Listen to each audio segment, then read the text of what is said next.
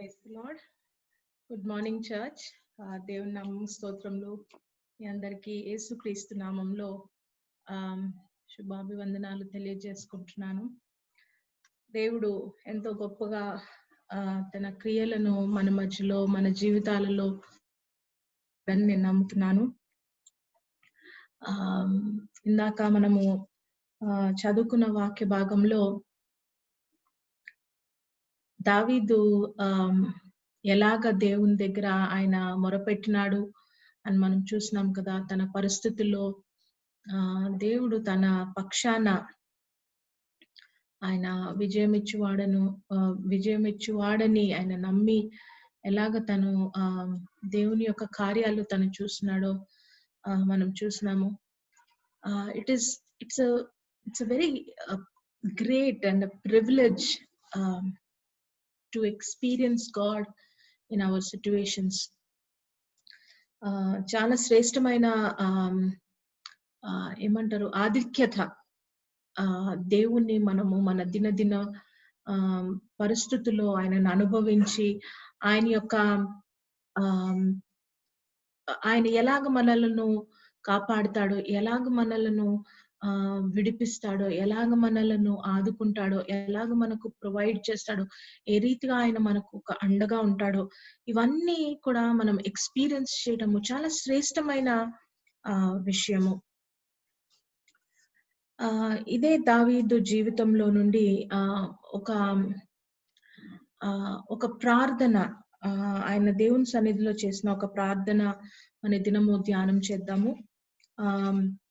కీర్తనలు 86వ అధ్యాయము 86వ కీర్తనలో దావీదు ఒక ప్రార్థన చేస్తా ఉన్నాడు.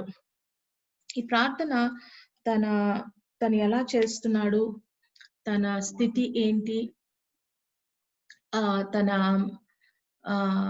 తన హృదయపు స్థితి ఏంటి, తన యొక్క ఆలోచన విధానం ఎలా ఉంది, దేవునితో ఎలా అసోసియేట్ అయినాడు అన్న విషయాలు మనము ఈ దినము ధ్యానం చేద్దాము.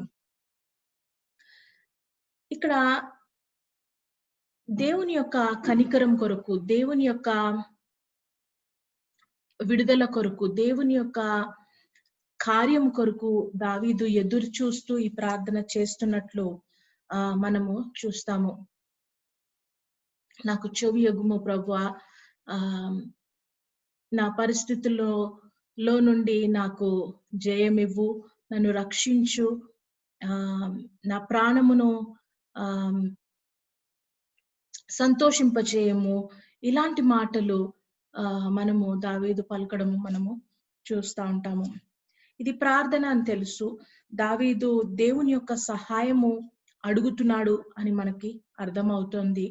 తన చాలా క్లిష్టమైన పరిస్థితుల్లో ఈ యొక్క ప్రార్థన చేస్తున్నట్టు, ఎంతో అవసరం ఉన్న సందర్భంలో ఈ ప్రార్థన చేస్తున్నట్టు మనకు అర్థమవుతా ఉంది. ఈ ప్రార్థనను మనము చూసినప్పుడు, ఆయన పలుకుతున్న మాటలు చూస్తున్నప్పుడు దావీదు ఎలాంటి స్వభావము కలిగిన వ్యక్తియో మనకి అర్థమవుతా ఉంటది. చదువుదాము. మొదటి వచనము, 86వ అధ్యాయము మొదటి వచనము. యెహోవా, నేను దీనుడను దారిద్రుడను, చెవి యొగ్గి నాకు ఉత్తరమిమ్ము. ఈ మాటలో ఆయన ఎలాగ తను తాను ఐడెంటిఫై చేసుకున్నాడు అంటే, ఒక రాజులాగా కాదు, ఒక ఎన్నో విజయాలు సంపాదించుకున్న ఒక వీరుడిలాగా కాదు. దేవుని దగ్గరకు వచ్చినప్పుడు, అయ్యా నా యొక్క ఈ దీన స్థితిని చూడు ప్రభువా అని, ఈ యొక్క దారిద్ర్యము చూడు ప్రభువా అని, ఈ యొక్క అవసరతను చూడు ప్రభువా అని తగ్గించుకుని తన పరిస్థితిని దేవుని దగ్గర సమర్పించుకుంటున్నట్టు మనకు కనబడతా ఉంది. నేను దీనుడను దారిద్రుడను, నాకు చెవి యొగ్గుము ప్రభువా అని ఆయన ప్రార్థన చేయడము మనము చూస్తున్నాము. సో ఆ తర్వాత ప్యాసేజ్ అంతా మనం చదివినట్లయితే, అతను తన్ను తాను తగ్గించుకుని, తన్ను తాను ఆ యొక్క తగ్గింపుతో ఈ ప్రార్థనలోనికి వస్తున్నాడు అని మనకి చాలా స్పష్టంగా కనబడతా ఉంటది. 2వ వచనంలో చదువుదాము. నేను నీ భక్తుడను, నా ప్రాణము కాపాడుము. నా దేవా, నిన్ను నమ్ముకొని ఉన్నాను. నీ సేవకుని రక్షింపుము. ఒక దాసుడి వలె ఆయన ఈ ప్రార్థన చేస్తున్నాడు. నేను నీ భక్తుడను అని ఆయన వివరిస్తున్నాడు. సో ఈ మొదటి 2 వచనాల్లో మనకి ఏం కనబడుతుందంటే, దావీదు తన ఆ పరిస్థితిలో, తన చేసే ప్రార్థనలో తగ్గింపు, తన చేసే ప్రార్థనలో ఆ దాసుని స్వభావము ఆయన దేవుని దగ్గర కనపరుస్తున్నాడు. తన హృదయంలో ఆ పరిస్థితిని బట్టి అనేక సార్లు మనకు క్లిష్టమైన పరిస్థితులు వచ్చినప్పుడు చాలా మంది రెస్పాండ్ ఎలా చేస్తారు అంటే కోపంగా, లేకపోతే ఇంకొక విధంగానో, లేకపోతే రోషంతోనో, లేకపోతే దేవుని దగ్గరికి వెళ్ళినప్పుడు అనేక రకాలమైన రెస్పాన్సెస్ తో, లేకపోతే స్థితి వారి యొక్క హృదయపు స్థితి ఒక రకంగా ఉంచుకుని వారు దేవుని దగ్గరికి అప్రోచ్ అవుతారు. కానీ దావీదుని చూస్తే తగ్గింపుతో, అయ్యా నీ దాసుడను, అయ్యా నేను చాలా దరిద్రమైన స్థితిలో ఉన్నాను, ఈ దీనుడను, ఈ మాటల్లో ఆయన తగ్గింపు మనకు కనబడతా ఉంది. He has humbled himself when he came before God.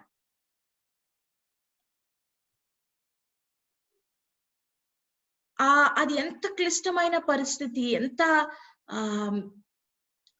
దేవుని యొక్క అవసరత, దేవుని యొక్క సహాయము ఏ రకంగా కోరుకుంటున్నాడో ఆ ప్రార్థనలో తగ్గింపు మనము దావీదు జీవితంలో చూస్తున్నాము. 3వ వచనంలో, అయ్యా నీ ఎదుట నేను అంగలారుస్తున్నాను ప్రభువా, నా ప్రాణము నీ వైపునకు ఎత్తుచున్నాను, నీ సేవకుని ప్రాణము సంతోషింపజేయము. నీ వైపు త్రిప్పుతున్నానయ్యా. I'm not looking at my situation. I'm not looking at the people that are behind my life. I'm not looking at anything else. నా ప్రాణము ఎవరి వైపు తిప్పుతున్నాను? నీ వైపు తిప్పుతున్నాను. నన్ను కనికరించు ప్రభువా. నీ ఇంగ్లీష్ లో ఎలాగుందంటే, be merciful to me, O Lord, for I cry to you all day long. నీ ఎదుట నా యొక్క విన్నపము ఆ ఏడుపులాగా నీ సన్నిధిలో నేను ఆ దినమంతా నేను ఏడుస్తున్నాను. చూసారా ఎంత తగ్గించుకుని తన మాటల్లో దేవుడే తనకు ఆధారము, దేవుడే తనకు ఒక రిసార్ట్, దేవుడే తనకు ఒక ఫైనల్ ఇది అని తను దేవుని పట్టుకుంటూ దేవుని వైపు తన హృదయాన్ని తిప్పుకుని తను దేవుని సన్నిధిలో అంగలార్పు ఆ యొక్క విజ్ఞాపన ఆయన చేస్తున్నట్టు మనకు కనబడతా ఉంది. ఎంత శ్రేష్టం కదా దేవుని యొక్క సన్నిధికి వెళ్ళినప్పుడు తగ్గించుకున్న హృదయంతో, దేవుని యొక్క సన్నిధికి వెళ్ళినప్పుడు ఆయన వైపు మన హృదయాన్ని తిప్పి ఆయన దగ్గర ఏడవడము, ఆయన దగ్గర మన హృదయము బద్దలు కొట్టుకుని ఏడవడము, మన పరిస్థితిని బట్టి ఎంతో స్పెషల్ గా అది కనబడతా ఉంది. ఎవరి దగ్గరికి మనము ఈ రకమైన ప్రవర్తన మనము నార్మల్ లైఫ్ లో మనం చూసినట్లయితే, to whom do we cry out for help? ఎవరి దగ్గర ఇలాంటి స్వభావము మనం ఎప్పుడైనా చూపిస్తామా? ఇతరుల దగ్గరికి వెళ్ళి తగ్గించుకొని ఏడ్చి ఎవరి దగ్గర చూపిస్తాము? మన గృహాలలో మనం చూసినట్లయితే మన పిల్లలు మన దగ్గర నుండి ఏదైనా కావాలని తల్లిదండ్రుల దగ్గర కొన్నిసార్లు ఏడ్చి, కొన్నిసార్లు వాళ్ళు ఎలా మనల్ని పట్టుకొని వాళ్ళు ఏడుస్తారో, అనుభవం మీకు తెలుసా? అనేక సార్లు చిన్న బిడ్డలు వాళ్ళు వాళ్ళ తల్లిదండ్రుల యొక్క కాళ్ళను పట్టుకొని నాకు ఇది కావాలా, అది కావాలా అని ఏడ్చే అనుభవము చాలా సార్లు మనం చూస్తా ఉంటాము. ఎందుకు అలాగా చేస్తారు? ఒకటి, వారికి ఏ వ్యక్తి దగ్గర అయితే ఏడుస్తున్నారో ఆ వ్యక్తి ఆ యొక్క పరిస్థితిని మార్చగలిగిన సామర్థ్యము కలిగిన వారని వారు నమ్మిన వారు గనుక ఆ రకమైన ఆ ఏడుపు వస్తది. ఆ రకమైన పర్సిస్టెంట్ క్రై వస్తది. ఎందుకు? ఆ వ్యక్తికి ఆ శక్తి ఉన్నది. ఎవరి దగ్గర అయితే, ఏ తండ్రి దగ్గర అయితే ఏడుస్తున్నాడో ఆ బిడ్డ, ఆ తండ్రికి తనకు తన పరిస్థితిని మార్చడానికి గాని, తనకు అవసరం ఉన్నది ఇవ్వడానికి గాని, ఆ సామర్థ్యత కలిగి ఉన్నాడని ఆ బిడ్డ నమ్ముతాడు గనుక, ఆ రకమైన ఏడుస్తాడు. ఇది మన దినదినము మన యొక్క కుటుంబాలలో మనం చూస్తా ఉంటాము. దేవుని దగ్గరికెళ్ళినప్పుడు మన హృదయము ఆయన వైపు తిప్పుతూ, హృదయము నా ప్రాణము నీ వైపు తిప్పుతున్నాను. అలాంటి తగ్గింపు కలిగిన, అలాంటి హృదయపు స్థితి కలిగిన ప్రార్థన జీవితం మనం కలిగి ఉండాల. దావీదు జీవితంలో చూస్తే అప్పటికే అతను రాజు, అప్పటికే అతను అనేక యుద్ధాలు కూడా గెలిచినాడు. అయినా తన అవసరతలో, అయినా తన యొక్క పరిస్థితిలో, అయినా తనకు తన కృంగిన స్థితిలో ఉన్నప్పుడు ఆయన మొదట తిరుగుతున్న వ్యక్తి, మొదట సహాయం వెతుకుతున్న వ్యక్తి, మొదట తన హృదయాన్ని, తన ఆత్మను ఎవరి వైపు తిప్పుతున్నాడంటే, ఎవరి వైపు ఆయన కేంద్రీకరించి ఆయన ప్రార్థన విన్నపము సమర్పించుకుంటున్నాడంటే, తను ఎరిగిన, తను సేవిస్తున్న, తనకు యజమానిగా ఉన్న తన దేవుని వైపు. 4వ వచనము, ప్రభువా నీవు దయాళుడవు, క్షమించుటకు సిద్ధమైన మనసు గలవాడవు, నీకు మొరపెట్టు వారందరి ఎడల కృపాతిశయము గల వాడవు. దేవుడు ఎలాంటి వాడో, దేవుని యొక్క వ్యక్తిత్వము ఎలాంటిదో అది తను గుర్తు తెచ్చుకుంటూ ప్రార్థన చేస్తున్నాడు. దేవుని యొక్క స్వభావము ఎలాంటిదో, ఎంత మంచివాడవు, నువ్వు క్షమించడానికి నువ్వు ఆలస్యం చేయవు కదా, ఎప్పుడు క్షమించుటకు సిద్ధమైన మనసు గలవాడవు కదా ప్రభువా, నీకు మొరపెట్టు వారందరికీ నువ్వు కృపాతిశయము చూపించేవాడవు కదా. నా పరిస్థితుల్లో నా దేవుడు ఎవరు అని తెలుసుండి అది కన్ఫెస్ చేయడము దావీదు జీవితంలో నుండి మనం నేర్చుకుంటాము. ఈ ప్రేయర్ లో దావీదు తగ్గింపు ఒకటే కాదు, తన దేవుడు ఎవరో ఎరిగి ఉండి ఆ పరిస్థితిలో దేవుని వైపు తిరిగి ప్రార్థన చేస్తున్నాడు.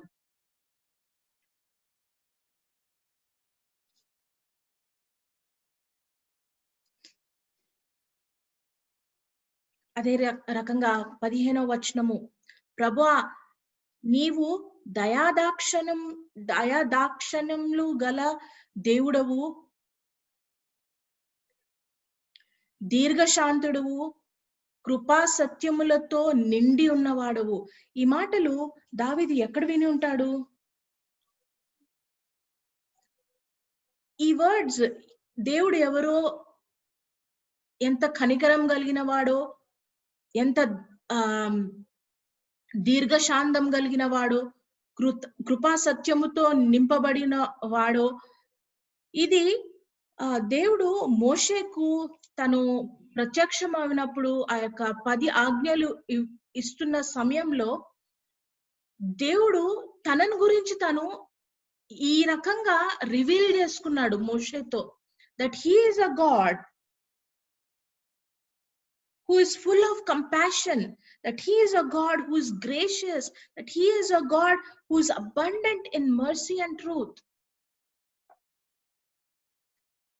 నేను ఈ రకమైన వాడును అని రివీల్ చేసుకున్న దేవుణ్ణి తెలిసి, ఆ క్యారెక్టర్ ని తెలిసి ఉండి తన పరిస్థితిలో జ్ఞాపకం చేసుకుంటున్న ప్రార్థన ఇది. నువ్వు ఇలాంటి వాడువు కదా ప్రభువా,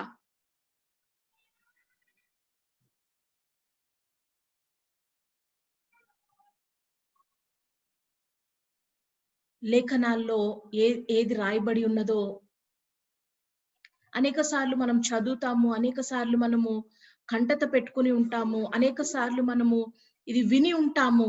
కానీ ఆ పరిస్థితిలో ఆ యొక్క అవసరం వచ్చిన దినమున, మనకు దేవుని యొక్క సహాయం అవసరం వచ్చిన దినమున ఆ దేవుడు ఎవరు అని జ్ఞాపకం చేసుకోవడము దావీదు జీవితంలో చాలా శ్రేష్టంగా ఈ యొక్క ప్రార్థన ద్వారా మనకు కనబడతా ఉంది. He is recollecting who his God is. తగ్గింపే కాదు, నా దేవుడు ఎవరో నేను ఎరిగి ఉన్నాను, దేవా నువ్వు ఇలాంటి వాడవు కదా, నీ వాక్యంలో ఈ రకంగా ఉన్నది. ఎలాగూ తెలుసు దావీదుకు దేవుడు ఇలాంటి వాడని? ఎలాగూ తెలుసు దావీదుకు దేవుడు దయా శాంతము దీర్ఘశాంతవంతుడని, దయాదాక్షములు గలవాడని దావీదుకు ఎలాగూ తెలుసు? కృపతోను సత్యముతోను నిండి ఉన్నవాడని ఎలాగూ తెలుసు? వాక్యంలో రాయబడి ఉన్నది కదా. ఆయన అనుభవించినాడు కదా. ఇన్ని సంవత్సరాలు దేవుడు తన పక్షాన యుద్ధం చేసి, తన పక్షాన జయములు ఇచ్చి, తనకు అవసరం ఉన్న స్థలమల్లా దేవుడు ఈ రకంగా తను తాను కనపరుచుకున్నాడు. ఈ ప్రార్థన చేస్తున్నప్పుడు దావీదు నెమలు వేసుకుంటున్నాడు, దేవుని సన్నిధిలో ఏడుస్తున్నాడు, దేవుని సన్నిధిలో ఆ యొక్క అంగలార్పుతో పాటు దేవా నువ్వు ఇలాంటి వాడువు అని జ్ఞాపకము చేసుకుంటున్నాడు.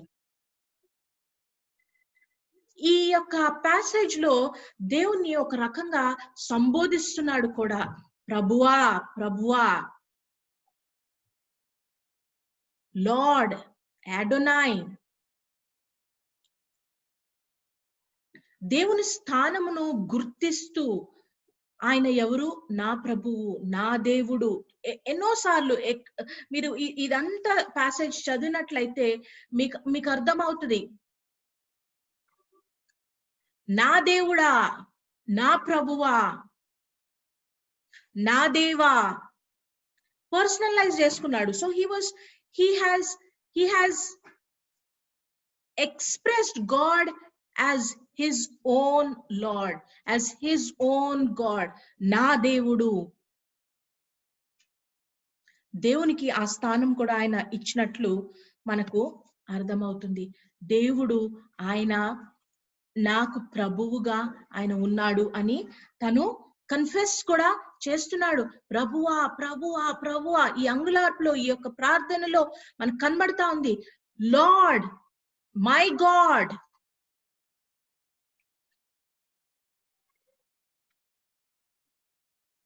దేవునికి మనం అలాంటి స్థానము ఇస్తున్నామా మన పరిస్థితుల్లో? ఆయన మనకు ప్రభువుగా ఉన్నాడా? ఆయన మన పరిస్థితిలో, మన అవసరతలో ఆయనను మనము ప్రభువుగా మనం చూస్తున్నామా? ఇది మనము వేసుకోవాల్సిన ప్రశ్న. మన యొక్క అవసరతలో, మన యొక్క నీడ్ ఉన్న టైంలో మన ప్రార్థన చేస్తున్నప్పుడు దేవుని యొక్క క్యారెక్టర్ ని మనం ఎరిగి ఉండి మనం ప్రార్థన చేయగలుగుతున్నామా? I know this is who my God is.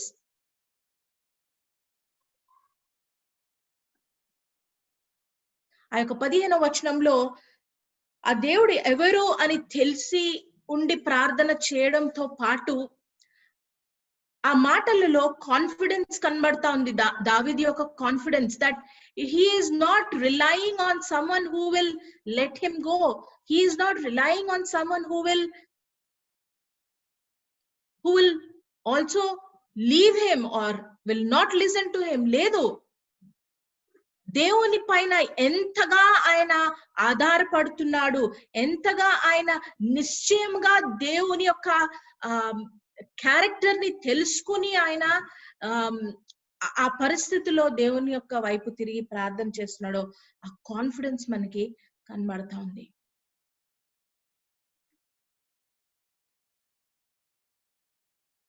ఇంకొక చాలా శ్రేష్టమైన లక్షణము ఈ ప్రార్థనలో దావీదు కనపరుస్తున్నాడు. ఏంటిదంటే దేవునికి స్తుతులు కూడా చెల్లిస్తున్నాడు.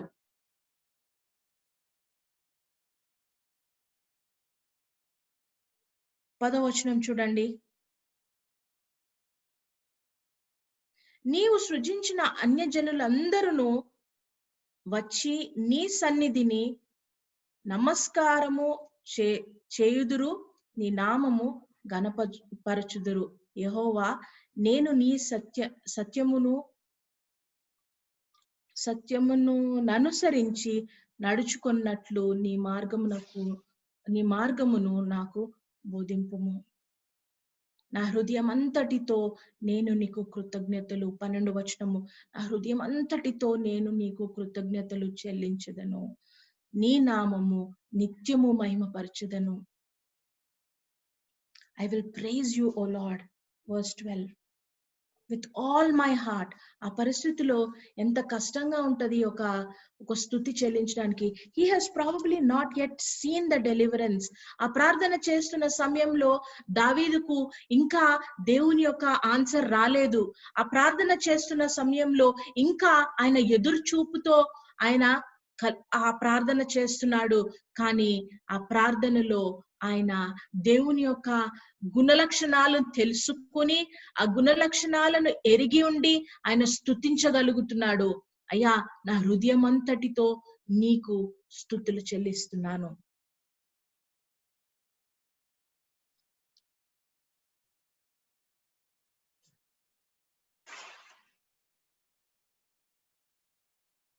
ఇంకా ఏం నేర్చుకోవచ్చు దావీదు ఇది నుండి?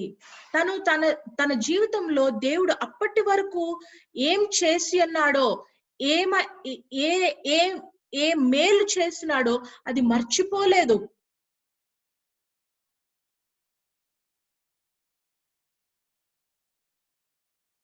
13వ వచనంలో చూడండి. ప్రభువా నా దేవా, నా ఎడల నీవు చూపిన కృప అధికమైనది, పాతాళపు అగాధము నుండి నా ప్రాణమును తప్పించి ఉన్నావు. When I was in the depths of పాతాళము అంటే డెప్త్స్ ఆఫ్ హెల్, అంత క్లిష్టమైన అంత నరకం లాంటి పరిస్థితుల్లో నుండి నువ్వు నన్ను రక్షించినావు. He is remembering what God has done in his life. తగ్గింపే కాదు, దేవుడు ఎవరో తెలుసుకుని కాదు, దేవునికి తన స్థానం ఇచ్చి ప్రార్థన చేయడమే కాదు, దేవుణ్ణి మహిమపరుస్తూ దేవునికి కృతజ్ఞతలు చెల్లిస్తూ చేసే ప్రార్థన ఒకటే కాదు, దేవుడు చేసిన మేళ్లను ఆయన నెమలి వేసుకుంటూ ప్రార్థన చేస్తున్నాడు. దేవుడు అప్పటి వరకు ఏ రకంగా ఆయన కదిలినాడో, ఎంత భయంకరమైన స్థితిల నుండి తను విడిపించినాడో ఇవన్నీ నెమలి వేసుకుంటూ ఆయన ఈ ప్రార్థన చేస్తున్నాడు.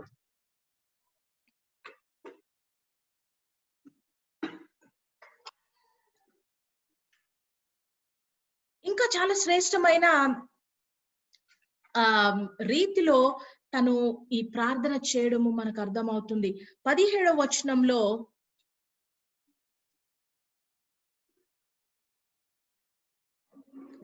యెహోవా, నీవు నాకు సహాయుడవై నన్ను ఆదరించుచున్నావు, నా పొరుగువారు చూచి సిగ్గుపడినట్లు శుభకరమైన ఆనవాళ్ళు నాకు కనపరచుము. అనేక సార్లు మన ప్రార్థనలో దేవా నాకు ఈ యొక్క సైన్ ఇవ్వు. అనేక సార్లు మనం ప్రార్థన చేసేటప్పుడు ప్రభువా నాకు ఈ రకంగా నువ్వు ఒక సూచననివ్వు, ఈ రకంగా నువ్వు నాకు ఒక ఇది రివీల్ చేయి అని అనేక సార్లు మనం అడుగుతున్న పరిస్థితులు మనకు ఉంటది.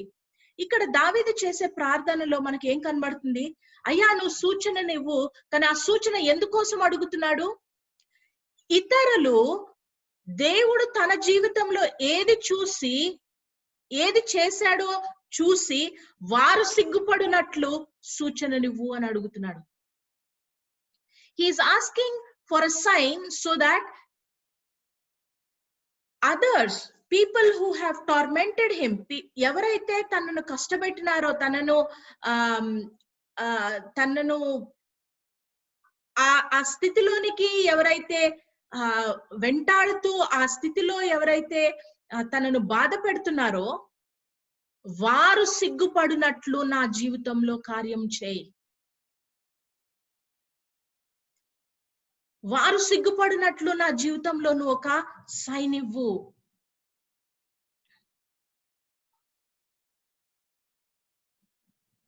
Look at the way David has put God in that prayer. Look at the condition of his heart. He is asking God to intervene.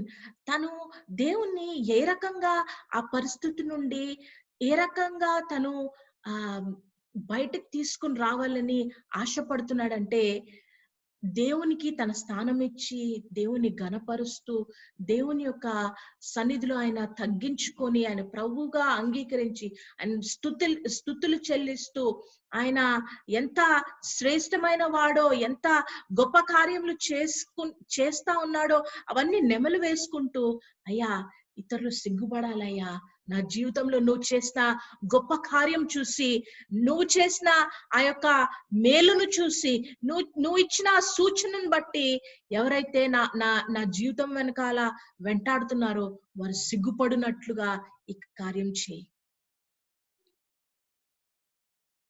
He wanted God to change that situation into a testimony.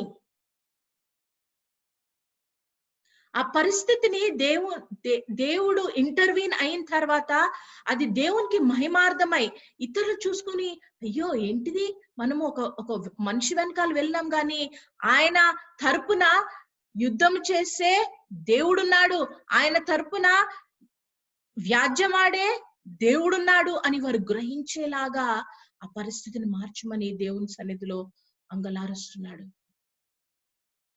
ఎన్నిసార్లు మనము మన ప్రార్థనలో ఈ రకంగా దేవుణ్ణి అడుగుతున్నాము, అయ్యా ఈ పరిస్థితిలో ఇతరులు నా జీవితంలో నువ్వు చేసింది చూసి they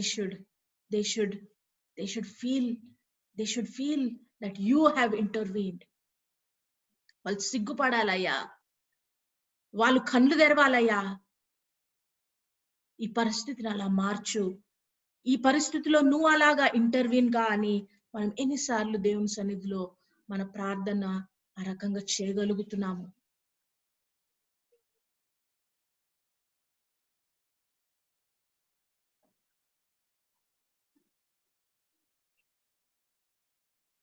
ఇంత మాత్రమే కాదు, ఈ ప్రార్థనలో 12వ వచనంలో చూడండి, 11వ వచనంలో యెహోవా నేను నీ సత్యమును అనుసరించి నడుచుకున్నట్లు నీ మార్గమును నాకు బోధింపుము. నీ నామమునకు భయపడినట్లు నా హృదయమునకు ఏకదృష్టి కలుగజేయుము.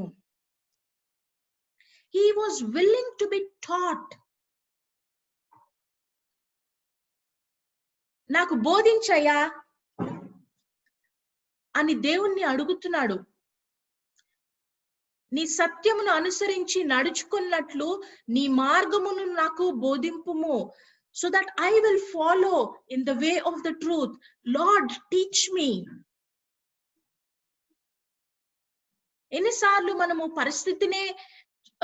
పరిస్థితిలోనే ఉంటాము, పరిస్థితి నుండి విడుదల కొరకు అడుగుతాము, కానీ దేవా ఈ పరిస్థితిలో నువ్వు నేను ఎలాగ నడవాలో నాకు బోధించుము, నేను ఏ రకంగా ఈ యొక్క సత్య మార్గంలో నేను నడవాలో నాకు బోధించుము, నాకు చూపించుము.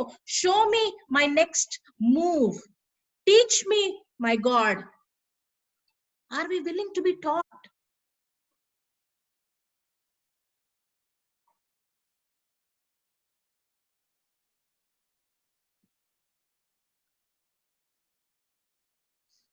అదే 11వ వచనంలో నీ నామమునకు భయపడినట్లు నా హృదయమునకు ఏకదృష్టి కలుగజేయము. అడుగుతున్నాడు, నా హృదయం అటు ఇటు వెళ్ళిపోతుందేమో, నీ నామముకు నేను భయపడినట్లు give me focus. Let my heart stay focused on you. ఆ రెవరెన్స్, ఆ ఫియర్, నీ పట్ల ఆ యొక్క ఏకదృష్టి నాకు నా హృదయంలో కలుగజేయి ప్రభువా. పరిస్థితి ఒక్కటి నుండే ఆయన విడుదలను ఆశించట్లేదు. ఆ పరిస్థితిలో దేవుడు తన స్వారూప్యము కనపరచబడాలా, ఆ పరిస్థితిలో నేను కూడా మార్చబడాలా, ఆ తగ్గింపుతో దావీదు ఈ ప్రార్థన చేయడం మనం చూస్తున్నాం.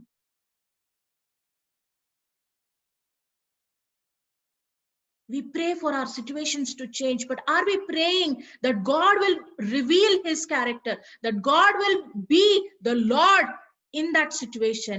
And are we praying for God to mend our hearts, to change our hearts, to make our hearts focus on revering him, on fearing him? అలాంటి ప్రార్థన మనం చేయగలుగుతున్నామా?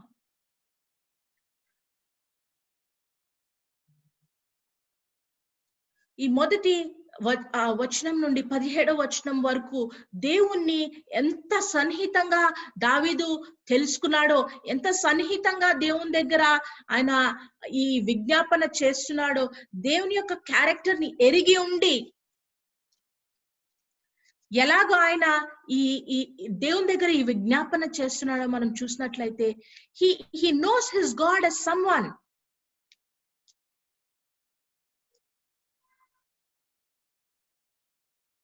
మొదటి వచనంలో చెవియొగ్గుము, రెండవ వచనంలో నా జీవితాన్ని నా ప్రాణంను కాపాడువాడు, అదే రెండవ వచనంలో నీవే నా దేవుడవు, యు ఆర్ మై గాడ్. మూడవ వచనంలో కనికరం చూపించేవాడు,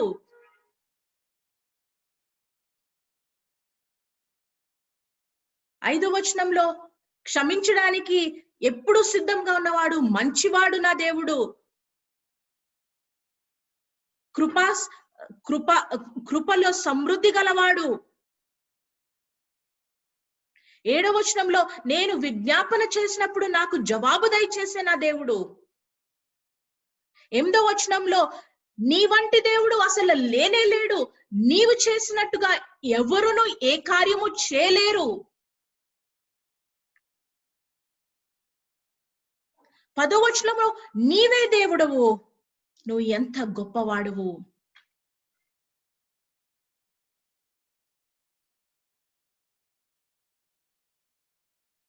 15వ వచనంలో కృపా సమృద్ధి గలవాడవు. 16వ వచనంలో శక్తినిచ్చేవాడు, బలమిచ్చేవాడు. 17వ వచనంలో సూచననిచ్చేవాడు. అదే 17వ వచనంలో సహాయం చేసేవాడు, ఆదరించేవాడు. ఇన్ని రకాలుగా దావీదు దేవుణ్ణి తెలుసుకున్నాడు. He knew his God as his own God, as the Lord of his life, as the one who will save him, as the one who will strengthen him, as the one who will comfort him, as the one who will do mighty things, as the one who forgives.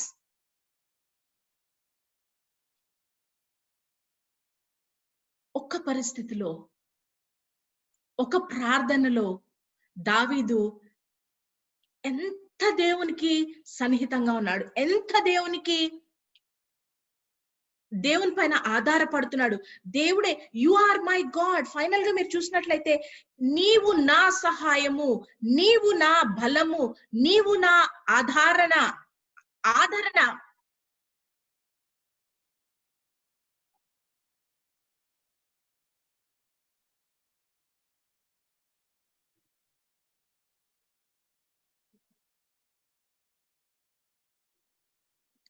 17వ వచనంలో చూడండి, Lord you have comforted me. యెహోవా నీవు నాకు సహాయుడవై నన్ను ఆదరించుచున్నావు. You have helped me, you have comforted మీ.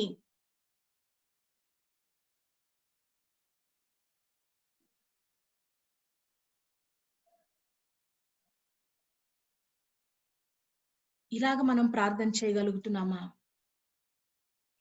దేవుణ్ణి మన పరిస్థితుల్లో అనేక సార్లు our prayer is most of the time focusing on just the situation. ఆ పరిస్థితుల్లో నేను అనుకున్న రీతిగా దేవుడు కార్యం చేయాలా. చాలా మంది ప్రార్థన అలా చేస్తారు, ఇలాగనే చేయి ప్రభువా. కానీ తగ్గింపుతో దేవునికి ఆయన ప్రభు అని ఆయన స్థానం ఇచ్చి, దేవునికి స్తుతులు చెల్లిస్తూ, ఆయన ఎవరో, ఆయన ఎంత గొప్పవాడో నెమలి వేసుకుంటూ, ఆయన చేసిన కార్యములు మరువక, ఇతరుల జీవితంలో ఒక సాక్ష్యంలాగా నా పరిస్థితి ఉండాల అని భావిస్తూ, ఆ పరిస్థితి ద్వారా నా హృదయము మార్చబడాలా, నా హృదయము దేవుని పైన కేంద్రీకరించబడాలా అని ఆ రకమైన సమర్పణ కలిగి ఉంటూ మనం ప్రార్థన చేయగలుగుతున్నామా? దావీదు ఈ ప్రార్థన ద్వారా ఎంతో శ్రేష్టమైన ఎగ్జాంపుల్ మన ముందు సెట్ చేసినాడు. Let us introspect, church. Let us look into our life and see how are we associating with God? How are we crying out before God? Do we know our God so well in our situations? Do we rely on our God in this way? మనం ప్రార్థన చేసినప్పుడు ఈ యొక్క characteristics దావీదు జీవితంలో ఎంతో శ్రేష్టంగా ఇవి కనబడుతున్నాయి. తన పరిస్థితుల్లో తన దేవుని వైపు చూస్తూ, నా దేవా, నా ప్రభువా, నా సహాయకుడు, నన్ను ఆదరించు వాడవు అని తన హృదయమంతటితో రోదన చేస్తూ ఈ యొక్క ప్రార్థన చేస్తున్నాడు. అలాగా మనము దేవుని దగ్గర మొరపెట్టగలుగుతున్నామా?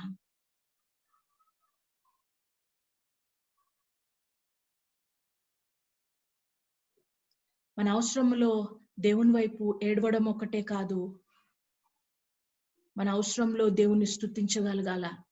మన అవసరంలో మనము మార్చబడడానికి కూడా సిద్ధంగా ఉండాలా. మన అవసరంలో దేవునికి తన స్థానం ఇచ్చి ఆయనను ఘనపరిచే వారంగా మనం ఉండాలా. అలాగ మనము సమర్పించుకోవాలని మనం ప్రార్థన చేద్దాము. సంఘంగా మనం అలాగా మార్చబడడానికి సిద్ధపడదాము. మన ప్రార్థనలో అలాంటి తగ్గింపు, అలాంటి సమర్పణ, అలాంటి దాసుని హృదయము మనము కలిగి ఉండాలని ప్రార్థన చేద్దాము. దేవుడు ఈ మాటలు మన జీవితంలో ఆశీర్వదించును గాక. ఆమేన్. 86వ కీర్తనలో ఆయన నా ప్రార్థన ఆలకించుము అని ఎప్పుడైతే మనం వెతుకుతామో, దేవుని బిడ్డలారా, your relationship with God will get in to a new dimension. కొత్త కోణంలో దేవుడు నీకు ఆయనకున్న సంబంధాన్ని తీసుకొని వెళ్తాడు. ఆమేన్. హల్లెలూయా. ఇంకా ఈ వాక్యాన్ని ఇంకా ధ్యానం చేయండి. Let God bless you abundantly. దేవుడు మీ అందరినీ దీవించును గాక. Whenever you go to the presence of God, don't go as if you have no problem in life. అన్ని ఉన్నట్టుగా ఏం కొదవలేనట్లుగా మనం ఆయన సన్నిధిలో పోతే డెస్పరేట్ గా మనం ఎలా దేవుణ్ణి వెతుకుతాము, మన స్థితి ఏంటిదో, మన ఆధ్యాత్మిక మన పరిస్థితి ఏంటిదో, ఎటువంటి పరిస్థితులు గుండా మనం వెళ్తున్నామో దాన్ని బాగా గుర్తించి, ప్రభువా ఇటువంటి దీన స్థితిలో నేను ఉన్నాను అని ఆయన పాదాల దగ్గరికి వెళ్ళినప్పుడు తప్పకుండా మన కను దృష్టిని మన పైన సంపాదించుకోగలుగుతాం.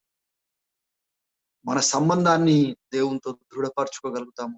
మనం దేవుని పైన ఎంత ఆధారపడి బ్రతుకుతున్నామో కనపరచగలుగుతాం. ఆమేన్. God bless you all. We all are strengthened by this word this morning.